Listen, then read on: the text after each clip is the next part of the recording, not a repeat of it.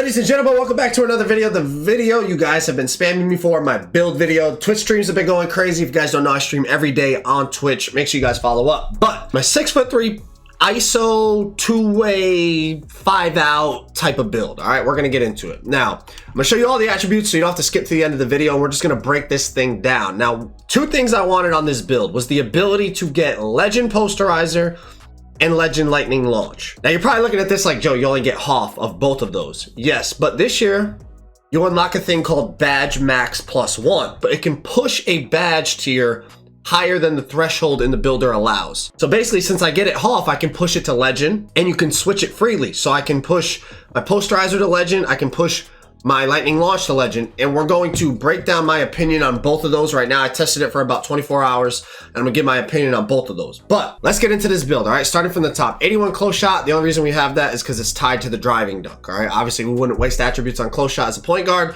but we want the 96 driving dunk, so we have 81 close shot. The 77 layup is tied to my 92 ball handle. All right, so both of those are as low as they can possibly go to save as many attributes.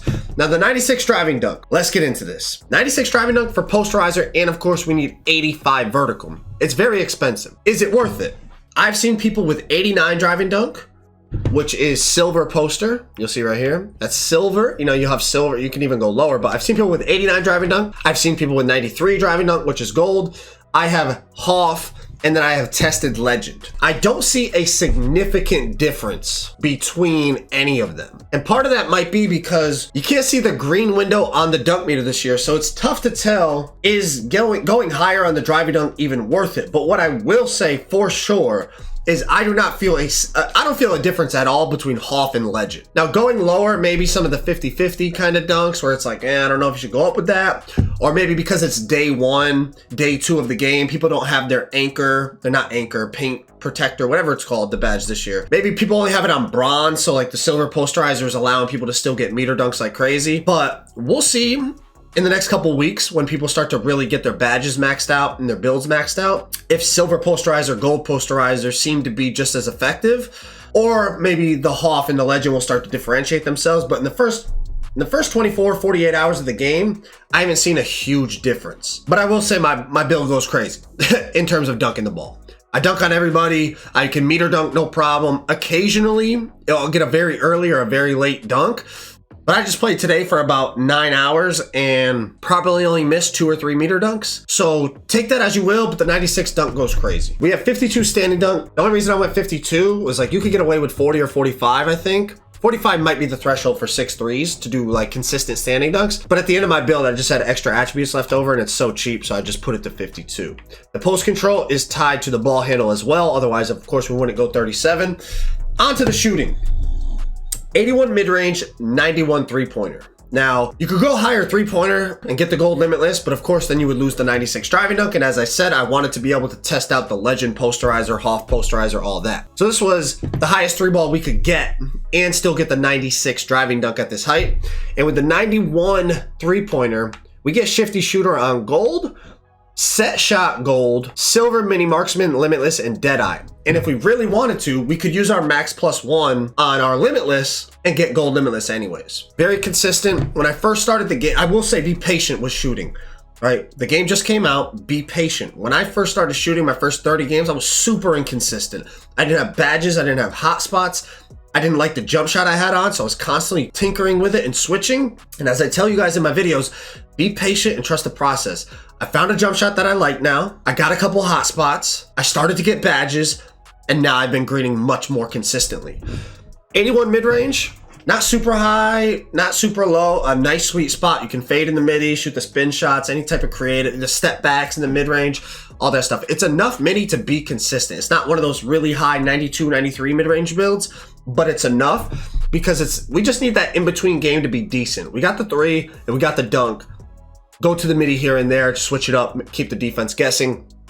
It is very valuable to have some mid-range on your build because day one, obviously I was at 85 overall and I had a 50 mid-range and it was just so much easier to guard me because it was like, he can only shoot the three.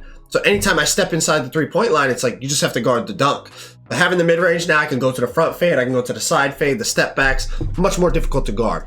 Moving on to the playmaking, 85 pass act, bronze bailout. gold dimer. If I'm running 5 out, if I'm isoing in the park, got to be able to throw steamers. Bailout is valuable just because if you go up with something bad in the paint, you want to pass out.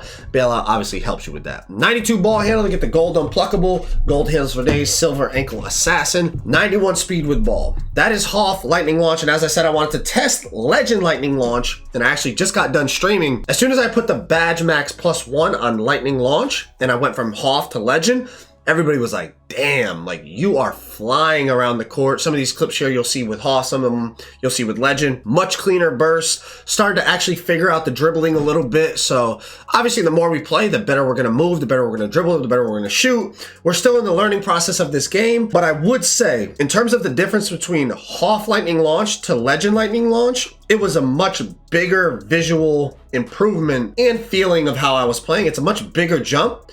Then going from Hoff posterizer to Legend posterizer, for that, I really didn't feel much of a difference.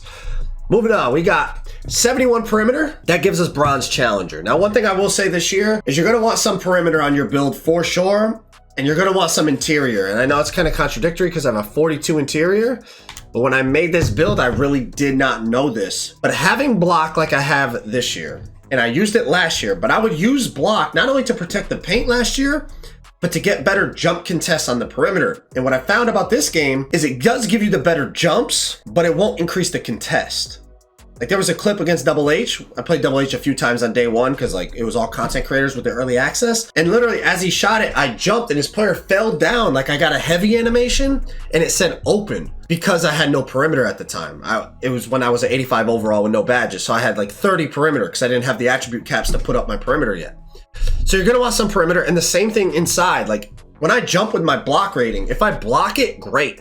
If I don't block it, it usually says open because my interior is the contest in the paint. My perimeter is the contest on the perimeter. It doesn't matter if you have block in terms of getting contest. Block seems to really only be to try to get your hand on the ball. Of course, it does help get better animations for chase downs. Even jumping on the perimeter, it gets you better jumps because you have that block rating, but it's not going to increase the contest. 85 steal, gold interceptor, silver glove. Lanes on this game go crazy. I've been playing with a 73 steal. That's silver interceptor.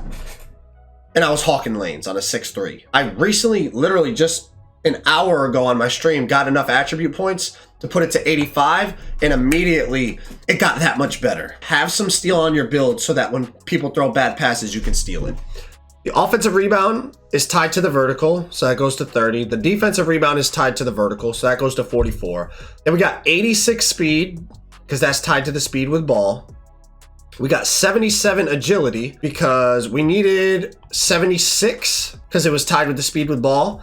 And then I just had a little bit of attributes left over, so I just tapped it up one. Slippery off ball gold, might as well. Strength 46, that is tied to the driving dunk, so there's no margin for error there. And then of course the vertical we need for the Hoff posterizer, man. But this is my 6'3" PG. I'm gonna drop my jump shot and my SIGs in another video. If y'all wanna check out this build going on a huge win streak on day one in the Old Town Flyers Park, click that video on the screen right there. I was going crazy on this build.